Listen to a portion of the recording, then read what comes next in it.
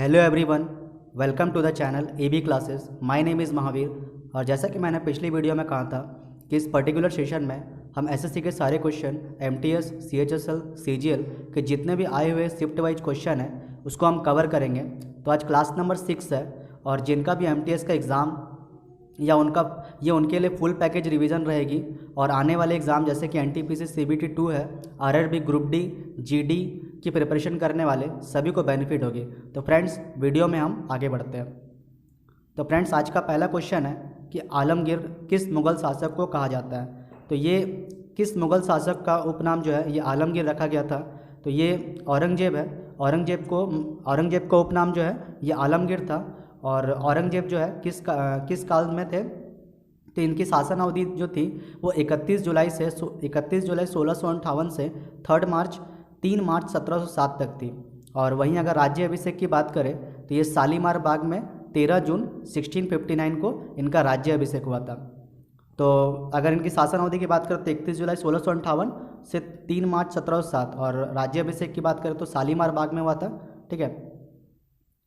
तो question number two में पूछा गया, ये एक पुस्तक है, ये एक बुक है जिसका नाम है man in white a book of cricket. तो man in white a book of cricket जो है इसके लेखक कौन है। तो लेखक जो है मुकुल केशवान।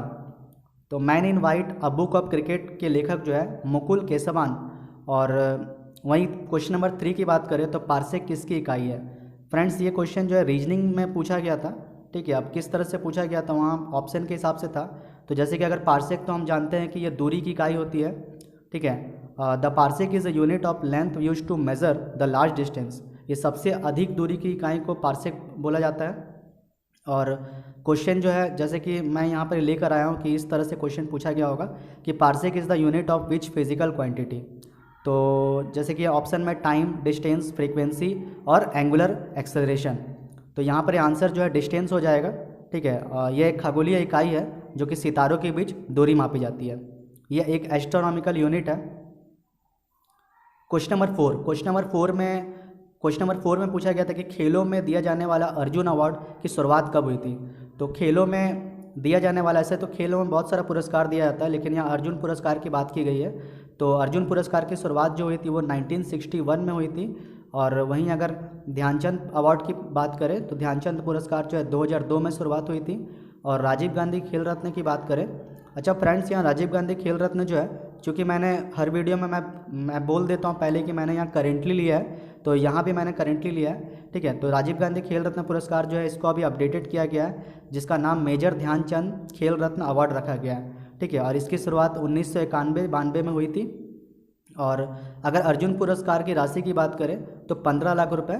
ठीक है, इससे पहले 5 लाख रुपए दी जाती थी, लेकिन अभी वर्तमान में अर्जुन अवार्ड जो है 15 लाख रुपए दी जाती है। तो क्वेश्चन नंबर 5 की बात करें, क्वेश्चन नंबर 5 में पूछा गया कि विनय पिटक किससे संबंधित है।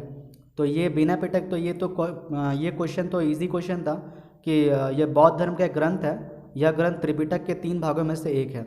अगर एक्स्ट्रा फैक्ट में बात करें तो जैसे कि उसमें बहुत सारे बौद्ध धर्म से रिलेटेड, जैसे कि विनय पिटक है, त्रिपिटक है, सुत्त पिटक है।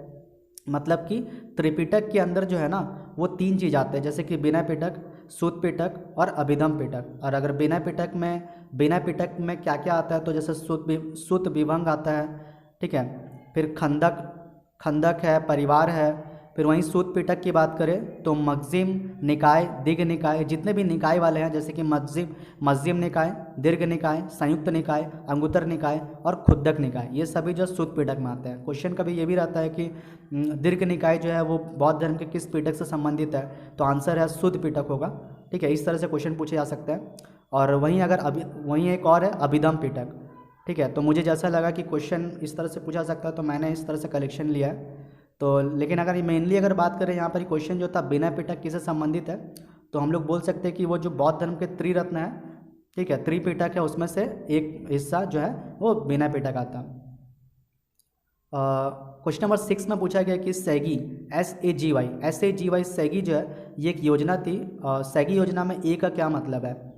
तो फ्रेंड्स, क्वेश्चन जो है थोड़ा घुमा के पूछा गया था। ठीक है, और अभी एनटीपीसी CBT 1 में भी इस तरह के कुछ क्वेश्चन देखने के लिए मिले थे। ठीक है। तो हम लोग इसको इस तरह से कवर कर सकते हैं कि जैसे सैगी, SAGY सैगी, सैगी योजना में ए का क्या मतलब है, तो ए जो है वो आदर्श हो जाएगा। और यहाँ पर हम देख सकते हैं कि सांसद जो है SAGY, एस फॉर सांसद आदर्श ग्राम योजना, एस फॉर सांसद, A for Adarsh, ji for ग्राम और वाई फॉर योजना। तो सांसद आदर्श ग्राम योजना, सांसद आदर्श ग्राम योजना की शुरुआत जो है ये 11 अक्टूबर 2014 को हुई थी। और अगर वहीं बात करें, ये लोकनायक जयप्रकाश नारायण की जयंती के अवसर पर शुरुआत की गई थी। तो क्लियर हो गया फ्रेंड्स यहाँ पर इस सैगी पूरा। क्वेश्चन नंबर 7 की बात करें, क्वेश्चन नंबर 7 में पूछा गया कि डिस्ट्रिक्ट कम टूरिस्ट हॉटस्पॉट जो है ये अरुणाचल प्रदेश में मतलब अरुणाचल प्रदेश की किस जगह पर है। तो कौन सी डिस्ट्रिक्ट को जो है डिस्ट्रिक्ट कम टूरिस्ट हॉटस्पॉट कहा जाता है, ठीक है। तो यहाँ पर तवांग डिस्ट्रिक्ट जो है जो कि अरुणाचल प्रदेश में है, मीन्स अरुणाचल प्रदेश की तवांग डिस्ट्रिक्ट को डिस्ट्रिक्ट कम टूरिस्ट हॉटस्पॉट कहा गया है। और क्वेश्चन नंबर 8 में है कि बस्तर जो कि छत्तीसगढ़ में है, बस्तर छत्तीसगढ़ में मनाया जाने वाला प्रमुख त्यौहार कौन सा है। तो छत्तीसगढ़ के बस्तर में मनाया जाने वाला प्रमुख त्यौहार जो है जिसका नाम है दशहरा। तो यहाँ पर दशहरा मनाया जाता है। और छत्तीसगढ़ के बस्तर क्षेत्र में मडई महोत्सव की शुरुआत भी होती है, मतलब इस दशहरे में जो महोत्सव मनाया जाता है वहाँ पर ये मडई बोला जाता है, मडई महोत्सव की शुरुआत होती है। क्वेश्चन नंबर 9 में पूछा गया था कि वर्ल्ड लेप्रोसी डे जो है जिसे हिंदी में विश्व कुष्ठ रोग दिवस भी कहा जाता है, तो ये कब मनाया जाता है। तो ये 31 जनवरी को मनाया जाता है। और इसके बारे में अगर चर्चा करें तो विश्व कुष्ठ दिवस जो है मीन्स विश्व कुष्ठ रोग दिवस हर साल जनवरी के आखिरी रविवार को अंतर्राष्ट्रीय स्तर पर कुष्ठ रोग या हैंसन रोग के बारे में लोगों में जागरूकता बढ़ाने के लिए मनाया जाता है। और 2021 में यह 31 जनवरी को मनाया गया था। इस तिथि को फ्रांसीसी मानवतावादी राउल फोलेरो ने महात्मा गांधी के जीवन के प्रति श्रद्धांजलि रूप में चुना था, जिन्हें कुष्ठ रोग से पीड़ित लोगों के लिए दया दिखाई थी। और यह जो है 1954 से हर साल मनाया जाता है। तो मेनली अगर यहाँ बात करें कि वर्ल्ड लेप्रोसी डे जो है ये ऐसे देखा जाए तो 31 जनवरी को ही मनाया जाता है, ठीक है। लेकिन यहाँ पर मैंने देखा कि इस जो है जहाँ से कलेक्शन लिया था मैंने वो रविवार को, आखिरी रविवार को मनाया जाता है। क्वेश्चन नंबर 10 में पूछा गया कि विज्ञान एवं प्रौद्योगिकी मतलब साइंस एंड टेक्नोलॉजी के क्षेत्र में कौन सा अवार्ड दिया जाता है। तो which award is given in the field of science and technology की बात करें तो यहाँ शांति स्वरूप भटनागर पुरस्कार जो है ये साइंस एंड टेक्नोलॉजी के क्षेत्र में दिया जाता है। और अगर ये बात करें कि ये प्राइज़ जो है फर्स्ट अवार्ड किसको दिया गया था, तो ये 1958 में ये स्टार्ट हुआ है, ठीक है। 1958 से ये प्राइज़ की शुरुआत हुई है। और वैज्ञानिक एवं औद्योगिक अनुसंधान परिषद जिसे CSIR कहा जाता है, इसके द्वारा यह पुरस्कार दिया जाता है। और उद्देश्य जो है इसका मेन जो है इसका मोटिव जो है ये विज्ञान एवं प्रौद्योगिकी के क्षेत्र में उल्लेखनीय एवं असाधारण भारतीय प्रतिभाओं को उजागर करना है। तो इसमें मेनली अगर हम लोग याद रख सकते हैं कि साइंस एंड टेक्नोलॉजी में कौन सा अवार्ड दिया था, तो शांति स्वरूप भटनागर पुरस्कार, और ये 1958 से शुरुआत हुई थी और ये CSIR द्वारा दिया जाता है। क्वेश्चन नंबर 11 में कहा गया कि क्वेश्चन नंबर 11 में पूछा गया है कि khartal musical instrument is associated with which state. तो कौन से राज्य से खरताल म्यूजिकल इंस्ट्रूमेंट जो है संबंधित है, तो ये राजस्थान से बिलोंग करती है। और अगर हम वहीं बात करें, जैसे यहाँ लिखा गया कि खरताल एक ताल वाद्य यंत्र है, ठीक है। खरताल जो है ये एक ताल वाद्य यंत्र है जो कि राजस्थान के लोक संगीतकारों द्वारा प्रयोग किया जाता है। और राजस्थान के कुछ वाद्य यंत्र मैंने कलेक्शन में लिया है, जैसे कि रावण हत्या, कमाइचा, सिंधी सारंगी, मोरचंग, खड़ताल, अलगोजा, नागफमी, घड़ा, फिर जंतर चिकारा, एकतारा, मुरली, गुजरी, धीरू, भपंग, ये सारे जो है राजस्थान से बिलोंग करते हैं। Excuse me. क्वेश्चन नंबर 12 की बात करें तो पदार्थ की मात्रा का ऐसा यूनिट क्या है। तो पदार्थ की मात्रा का ऐसा यूनिट जो है जो कि जिसका मोल है, ठीक है। पदार्थ की मात्रा का ऐसा यूनिट की बात करें तो मोल है। क्वेश्चन नंबर 13 में जो है यहाँ पूछा गया कि इंडस्ट्रियल पॉलिसी रिजोल्यूशन ऑफ 1956 ये किस पंचवर्षीय योजना में लागू किया गया था। तो इंडस्ट्रियल पॉलिसी रिजोल्यूशन ऑफ 1956 की बात करें तो ये जो पंचवर्षीय योजना के बारे में आप लोगों ने ज़रूर पढ़ा होगा, तो उसमें दूसरी पंचवर्षीय योजना सेकंड 5 ईयर प्लान जो है उसमें इंडस्ट्रियल पॉलिसी रिजोल्यूशन ऑफ 1956 को अप्लाई किया गया था। क्वेश्चन नंबर 14 में पूछा गया कि बांग्लादेश के साथ किस राज्य की सीमा नहीं लगती है। ये बहुत ही इंपॉर्टेंट क्वेश्चन है और ये क्वेश्चन जो है ये एमटीएस में कम से कम नहीं भी तो 4 से 5 बार पूछा गया था। मैं जब कलेक्शन देख रहा था तो वहाँ मुझे दिखा, तो मैं उसका इसीलिए इसका जो है कुछ एक्स्ट्रा फैक्ट भी मैंने लिखी हैं।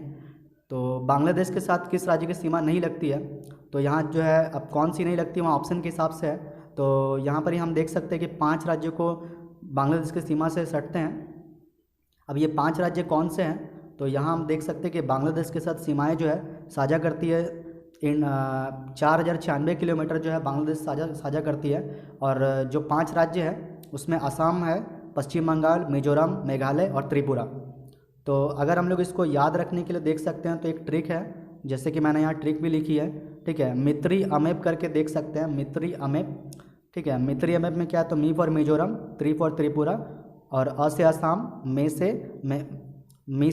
से मेघालय और प से पश्चिम बंगाल। तो फ्रेंड्स इस तरह से कुछ चीज़ें जो हैं जो मैं इधर कवर कर सकते हैं हम लोग। वहीं अगर रेड क्लिफ की बात करें, रेड क्लिफ लाइन जो कि भारत और पाकिस्तान के बीच है, इसमें ये 33-23 किलोमीटर कवर करती है, जो कि राजस्थान, गुजरात और पंजाब और साथ में जो है जम्मू कश्मीर भी आता है यहाँ पर ही, ठीक है। जम्मू कश्मीर जो है ये यूनियन टेरिटरी स्टेट है, तो यहाँ 4 राज्यों को कवर करती है जो कि रेड क्लिफ लाइन है, और ये टोटल 33-23 किलोमीटर कवर करती है। वहीं क्वेश्चन नंबर 15 में है कि अतरंजी खेड़ा, ठीक है, अतरंजी खेड़ा आर्कियोलॉजिकल साइट जो है, अतरंजी खेड़ा पुरातत्विक स्थल, ये कहाँ पर है, तो ये यूपी में पड़ती है। अतरंजी खेड़ा आर्कियोलॉजिकल साइट जो यूपी में है, यूपी में कहाँ पर है, तो अचलपुर जो कि एटा एक जगह है वहाँ पर ही, ठीक है, वहाँ पर ही ये स्थित है। और अतरंजी खेड़ा गंगा की एक सहायक नदी काली नदी के तट पर एक प्रागैतिहासिक एवं ऐतिहासिक खुदाई वाला पुरातत्विक स्थल है। इस साइट की पहचान पहली बार 1962 में सर अलेक्जेंडर कनघम ने की थी। तो इसमें मेनली अगर बात करें कि अतरंजी खेड़ा आर्कियोलॉजिकल साइट कहाँ है, तो यूपी में है। तो फ्रेंड्स आप देख सकते हैं किस तरह से क्वेश्चन यहाँ पर लिए गए हैं, ठीक है, किस तरह से क्वेश्चन वहाँ पूछे जा रहे हैं, तो हमें पहले से ही तैयार रहना पड़ेगा, ठीक है। क्वेश्चन नंबर 16 में पूछा गया कि भारत का सबसे बड़ा जो है क्षेत्रफल की दृष्टि से केंद्र शासित प्रदेश कौन सा है, तो which is the largest area union territory of India. तो यहाँ लद्दाख इसका आंसर हो जाएगा, ठीक है। भारत का सबसे बड़ा क्षेत्रफल की दृष्टि से केंद्र शासित प्रदेश की बात करें तो फ्रेंड्स लद्दाख, जो कि 59,146 क्षेत्रफल किलोमीटर स्क्वायर जो फैला हुआ है, और ये सबसे बड़ा है। और एक्स्ट्रा फैक्ट में सबसे छोटा अगर बात करें तो सबसे छोटा केंद्र शासित प्रदेश जो है क्षेत्रफल की दृष्टि से, जो कि लक्षद्वीप है, जो कि 32 किलोमीटर स्क्वायर में फैला हुआ है। और वहीं चंडीगढ़ की बात करें तो 114 है, पुदुचेरी 479 है, ठीक है। दादर और नागर हवेली और दमन और दीव की बात करें तो 603 किलोमीटर स्क्वायर। अच्छा, यहाँ दादर और नागर हवेली और दमन और दीव मैंने एक साथ लेकर, क्योंकि ये जो है ना दोनों को एक साथ मिला दिया गया था, ठीक है, 2020 के शुरुआत में। और वहीं एनसीआर दिल्ली की बात करें तो 1483 है, और अंडमान निकोबार आइलैंड की बात करें तो 8249। तो यहाँ देख सकते हैं फ्रेंड्स, सबसे ज़्यादा अगर बात करें तो लद्दाख आंसर हो जाएगा, ठीक है। आप वीडियो को पॉज करके एक बार देख लेना, ठीक है। अगर आप नोट करना चाहते हो तो आप नोट कर लेना, क्योंकि क्वेश्चन कहीं से ही पूछे जा सकते हैं। क्वेश्चन नंबर 17 में पूछा गया कि एक टर्म है जो कि 16 यार्ड हिट। ये क्वेश्चन पुराना क्वेश्चन है, ये पहले बहुत पूछा गया था, रेलवे में पहले बहुत पूछा जाता था, ठीक है। तो अभी ये भी पूछा गया है। तो ये 16 यार्ड हिट जो है एसोसिएटेड विथ विच गेम, तो ये हॉकी गेम से संबंधित है, हॉकी से रिलेटेड है। क्वेश्चन नंबर 18 की बात करें तो कोलकाता पोर्ट ट्रस्ट का नाम चेंज करके क्या रखा गया है, तो कोलकाता पोर्ट ट्रस्ट का नाम चेंज करके क्या रखा गया है, what is the new name of Kolkata port trust. तो यहाँ डॉक्टर श्यामा प्रसाद मुखर्जी जो है, जिनके नाम पर कोलकाता पोर्ट ट्रस्ट का नाम रखा गया, ठीक है। तो डॉक्टर श्यामा प्रसाद मुखर्जी इसका आंसर हो जाएगा, जो कि जून 2020 में चेंज किया गया था। और वहीं अगर कांडला बंदरगाह की बात करें जो कि गुजरात में है, तो उसका नाम चेंज करके क्या रखा गया, तो दीनदयाल बंदरगाह, ये 2017 में ही किया गया था। तो यहाँ पर ही कोलकाता पोर्ट ट्रस्ट की अगर बात करें तो श्यामा प्रसाद मुखर्जी हो जाएगा आंसर। और कांडला बंदरगाह की बात करें तो दीनदयाल बंदरगाह हो जाएगा, जो कि 2017 में चेंज किया गया था। क्वेश्चन नंबर 19 की बात करें तो क्वेश्चन नंबर 19 में पूछा गया कि जीवाणुजनित बैक्टीरिया रोग कौन सा है। तो यहाँ पर बैक्टीरिया डिजीज़ की बात की गई है, तो जो कि अब वहाँ ऑप्शन के हिसाब से था, तो आंसर जो है डिप्थीरिया हम लोग ले लेते हैं। कुछ और भी देख सकते हैं यहाँ पर ही, ठीक है, कुछ और भी देख सकते हैं जैसे टिटनस है, टीबी है, ये सभी जीवाणुजनित रोग है। टिटनस, टीबी, कुष्ठ रोग, सिफिलिस, डिप्थीरिया, मेनिंजाइटिस, निमोनिया, हैजा, प्लेग, टाइफाइड, काली खांसी, एंथ्रेक्स। अगर इसको याद रखने के लिए मैंने यहाँ पे लिया एक ट्रिक लिया, जिसमें टीकू सीडी में बनी है पटाखा, ठीक है, टीकू सीडी में बनी है पटाखा। आप देख सकते हैं टी फॉर टिटनस हो जाएगा, ठीक है, कू फॉर कुष्ठ रोग, सी फॉर सिफिलिस, डिप्थीरिया, फिर मेनिंजाइटिस, फिर उसके बाद पर निमोनिया, ठीक है, हैजा, फिर ट से टाइफाइड हो जाएगा, फिर क से काली खांसी। इस तरह से याद रखने के लिए फ्रेंड्स अब क्या करें, एग्ज़ाम क्लियर करना है तो हम लोग को किसी न किसी तरीके से क्वेश्चन को याद रखना पड़ेगा। क्वेश्चन नंबर 20 की बात करें तो इंडस्ट्रियल पॉलिसी रिजोल्यूशन ऑफ 1956। अच्छा, ये क्वेश्चन जो है मैंने आगे में भी कराया है, ठीक है, लेकिन मैंने यहाँ पर इसलिए लिया क्योंकि जो है यहाँ पर मैंने कुछ एक्स्ट्रा फैक्ट भी लिखे हैं, तो एक बार देख लेते हैं, ठीक है। इंडस्ट्रियल पॉलिसी रिजोल्यूशन ऑफ 1956 किस पंचवर्षीय योजना में लागू हुआ था। तो जैसे कि मैंने बताया कि सेकंड 5 ईयर प्लान था, दूसरी पंचवर्षीय योजना। ये औद्योगिक नीति संकल्प अप्रैल 1956 में भारतीय संसद द्वारा अंगीकृत संकल्प है। पहली पंचवर्षीय योजना की बात करें तो यह 51 से 56 तक चली थी, जिसमें कि कृषि पर विकास जो है, कृषि पर ज़्यादा महत्व दिया गया था। और सेकंड की बात करें औद्योगिक विकास, तो ये 1956 से 1961 तक चली थी। फ्रेंड्स ये वाला टॉपिक तो आपको याद होगा अच्छे से, मैं आशा करता हूँ, ठीक है। जैसे कि ये 51 से 56, 56 से 61, 61 से 66, फिर 3 साल का अवकाश, फिर 66 से 69 तक अवकाश था, फिर 69 से 74, फिर 74 से 78, फिर 80 से 85, फिर 85 से 90, फिर 92 से 97। इस तरह से आप एक बार देख लेना फ्रेंड्स एग्ज़ाम से पहले, ठीक है, आपको बहुत हेल्पफुल रहेगी। वहाँ हो सकता है क्या चीज़ पूछ ले, ठीक है। क्वेश्चन नंबर 21 में यहाँ पूछा गया कि भारतीय लेखक अरुंधति रॉय की कौन सी पुरस्कार दिया गया था। तो अरुंधति रॉय को कौन सा पुरस्कार दिया गया था, तो ये अरुंधति रॉय को मैन बुकर प्राइज़ दिया गया था, जो कि 1997 में मान बुकर पुरस्कार दिया गया था, ठीक है। और उनकी किस नोबेल के लिए उनको दिया गया था, तो नोबेल का नाम है the God of small things. The God of small thing के लिए 1997 में मान बुकर प्राइज़ दिया गया था अरुंधति रॉय को। क्वेश्चन नंबर 22 में पूछा गया कि मौलिक कर्तव्य किस देश के संविधान से लिया गया। तो मौलिक कर्तव्य किस देश के संविधान से लिया गया, तो ये जो है किस देश के संविधान से लिया गया, तो ये रूस से लिया गया है। और अगर हम वहीं भाग की बात करें पार्ट, तो ये भाग 4 का ए से लिया गया है। और अनुच्छेद की बात करें तो 51 का ए में है। और यह सरदार स्वर्ण सिंह समिति की अनुशंसा पर संविधान के 42वें संशोधन 1976 के द्वारा मौलिक कर्तव्य को संविधान में जोड़ा गया, और इसे रूस से लिया गया है। और मौलिक कर्तव्य की नंबर ऑफ मौलिक कर्तव्य की बात करें तो 11 है, ठीक है। और ये 42वें संविधान संशोधन के तहत जोड़ा गया था। और एक और देख लेते हैं फ्रेंड्स, जो कि मुझे इंपॉर्टेंट लगा, 2002 में शिक्षा को 86वें संविधान संशोधन के तहत मौलिक अधिकार बनाया गया था। तो फ्रेंड्स इसको आप देख लेना एक बार। क्वेश्चन नंबर 23, ठीक है। तो 23 में कहा गया कि राष्ट्रीय खाद्य सुरक्षा अधिनियम कब लागू हुआ था।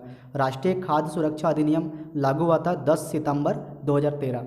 10 सितंबर 2013 को राष्ट्रीय खाद्य सुरक्षा अधिनियम लागू हुआ था। राष्ट्रीय खाद्य सुरक्षा अधिनियम का उद्देश्य लोगों को सस्ती दर पर पर्याप्त मात्रा में उद्यम खाद्यान्न उपलब्ध कराना है।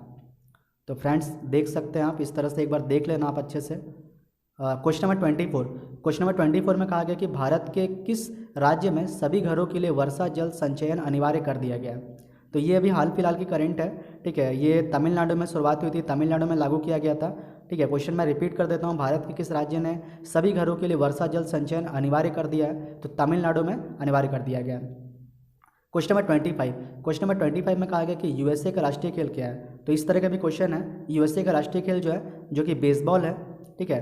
तो ये आज का ये लास्ट क्वेश्चन था। फ्रेंड्स मैं कहना चाहूँगा कि आप प्रैक्टिस सेट जरूर लगाते रहना, कि किसी भी एग्ज़ाम को क्लियर करने के लिए प्रैक्टिस सेट बहुत मायने रखता है, ठीक है। और आप थोड़ी सी, मैं तो कहना चाहूँ कि आप थोड़ी सी अटेम्प्ट भी लेते रहना, क्योंकि देखिए फ्रेंड्स, वहाँ बहुत सारे कैंडिडेट होंगे, ठीक है। जितने भी फॉर्म भरे हैं, आपको तो पता है कि फ़ाइट जो है सभी लोगों में नहीं है। वहाँ अगर जितने भी फॉर्म भरेगा उसमें मुश्किल से जितनी सीट है उसके 6 या 7 गुना में ही फाइट होती है, ठीक है। मतलब कि मैं ये बोल रहा हूँ 100 क्वेश्चन है, आप अपने हिसाब से देखिए किस तरह से आपको अटेम्प्ट लेना है। एटलीस्ट एक अच्छा स्कोर के लिए आप कर सकते हैं। और एक ये फुल पैकेज रिवीजन के तौर पर है, क्योंकि आगे एनटीपीसी CBT 2 है, और जिसमें हम अच्छे से करेंट को क्लियर करेंगे, ठीक है। और जीडी जिनके जो कैंडिडेट जीडी की तैयारी कर रहे हैं उनके लिए भी ये बहुत फ़ायदेमंद होगी। तो फ्रेंड्स, अगर आपको वीडियो पसंद आ रही है तो आप एक लाइक ज़रूर कर देना, और अगर वीडियो में नए हैं तो सब्सक्राइब जरूर कर देना, क्योंकि वीडियो की नोटिफिकेशन आप तक नहीं जा पाएगी, तो आप कर देना, ठीक है। और इससे पहले अगर मुझे मेरी जितनी वीडियो देखनी है तो आप मेरी प्लेलिस्ट में जाकर देख सकते हैं, क्योंकि काफ़ी हेल्पफुल है। और एक भी क्वेश्चन जो अगर आप लोगों ने एग्ज़ाम दे रखा होगा या फिर देने वाले होंगे, आप मिला लेना क्वेश्चन, ठीक है, आपको ज़रूर मिलेगा, ठीक है। ये सारे जो है 2020 में स्टार्टिंग में जो क्वेश्चन थे, पिछले 2019 के MTS में जो क्वेश्चन पूछे थे, वो आपको ज़रूर मिलेगा क्वेश्चन, ठीक है फ्रेंड्स। Thank you.